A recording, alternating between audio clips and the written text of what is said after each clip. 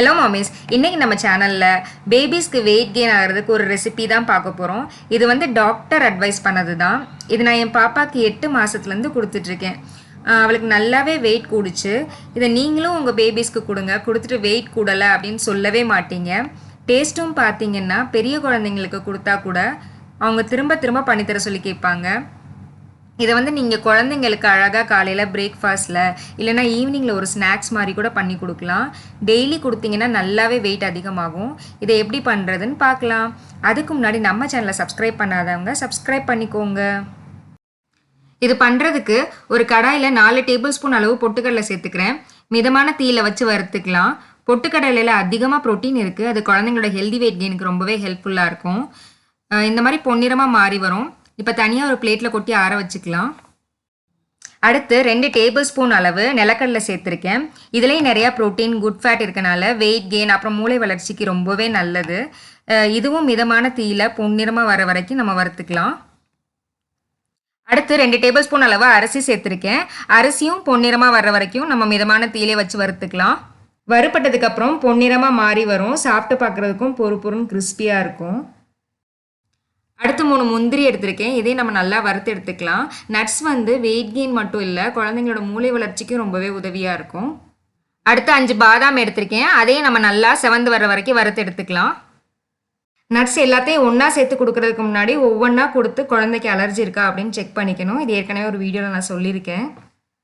அந்த வீடியோவை நான் ஐ பட்டனில் கொடுக்குறேன், அதையும் செக் பண்ணிக்கோங்க. அடுத்து 5 கருப்பு கிஸ்மிஸ் எடுத்திருக்கேன். கருப்பு கிஸ்மிஸில் பார்த்தீங்கன்னா நிறையவே இரும்பு சத்து இருக்குது. இரும்பு சத்து குறைபாடு, அதாவது அயன் டிஃபிஷியன்சி இருந்தாலும் குழந்தைங்க வந்து ஒல்லியாக தான் இருப்பாங்க, வெயிட் போடாது. இப்போ இதையும் நம்ம மிதமான தீயில வச்சு வறுத்துக்கலாம். இது வறுப்பட்டதுக்கப்புறம் பலூன் மாதிரி உப்பி வரும். அந்த ஸ்டேஜில் நம்ம அடுப்பை அமர்த்திக்கலாம். இப்போ தனியாக ஆற வச்சுருக்கிறது எல்லாத்தையும் நம்ம அரைச்சி எடுத்துகிட்டு வந்துடலாம். நல்லா பொடியாகவே அரைச்சிக்கலாம். அரைச்சதுக்கப்புறம் இந்த மாதிரி ஆற வச்சுருக்கேன். ஆறுனதுக்கப்புறம் ஒரு ஏர்டைட் கண்டெய்னரில் போட்டு நம்ம ஃப்ரிட்ஜில் 2 வாரம் வரைக்கும் ஸ்டோர் பண்ணிக்கலாம். எப்போல்லாம் தேவைப்படுதோ அப்போ குழந்தைங்களுக்கு கஞ்சி எடுத்து காய்ச்சி கொடுத்துக்கலாம். இப்போ இதில் கஞ்சி எப்படி காய்ச்சுறது அப்படின்னு பார்ப்போம். நம்ம அரைச்ச பவுடரில் 2 டேபிள் ஸ்பூன் எடுத்துக்கிறேன். அதுக்கு 1 கிளாஸ் அளவு தண்ணி விட்டுக்கிறேன், அதாவது 180 ml அளவு. இதை நம்ம நல்லா கட்டி இல்லாமல் கலந்து விட்டுக்கலாம். இதை மிதமான தீயில வச்சு நம்ம கிண்டிக்கிட்டே இருக்கலாம், கட்டிப்படாமல். இது கொஞ்சம் கெட்டியாக தான் கொடுக்கணும் குழந்தைங்களுக்கு, ரொம்ப தண்ணியாக கொடுக்கக்கூடாது. கொஞ்ச நேரத்தில் இந்த மாதிரி கெட்டியாக நல்லா வெந்து வந்துடும்.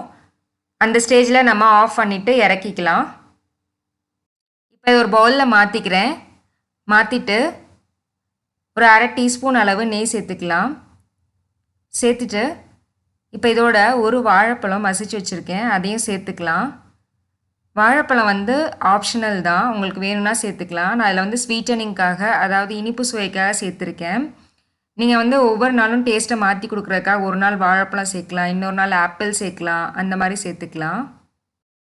1 வயசுக்கு மேலே உள்ள குழந்தைங்களுக்கு கொடுக்குறதா இருந்தால் நீங்கள் வந்து ஹனி இல்லை நாட்டு சர்க்கரை அந்த மாதிரி கூட சேர்த்து கொடுக்கலாம். ரொம்பவே டேஸ்டியாக இருக்கும். நல்ல டேஸ்டியான கஞ்சி, அதே நேரத்தில் குழந்தைங்களுக்கும் நல்லாவே வெயிட் கெயின் ஆகும். என்னோட பாப்பாவுக்கு நல்லா வெயிட் கெயின் ஆச்சு. அதனால தான் இந்த ரெசிபியை நான் உங்கள் கூட கண்டிப்பாக ஷேர் பண்ணோம் அப்படின்னு நினச்சேன். இந்த வீடியோ பிடிச்சிருந்துச்சுன்னா லைக் பண்ணுங்கள். உங்கள் கருத்துக்கள் ஏதாவது இருந்துச்சுன்னா எனக்கு கமெண்ட்டில் சொல்லுங்கள். உங்கள் ஃப்ரெண்ட்ஸ் அண்ட் ஃபேமிலி கூட கண்டிப்பாக இந்த வீடியோ ஷேர் பண்ணுங்கள். அப்புறம் நம்ம சேனலை மறக்காமல் சப்ஸ்கிரைப் பண்ணிக்கோங்க. நெக்ஸ்ட்டும் இதே மாதிரி ஒரு யூஸ்ஃபுல்லான இன்ட்ரெஸ்டிங்கான வீடியோ நான் மீட் பண்ணுறேன். தேங்க்யூ.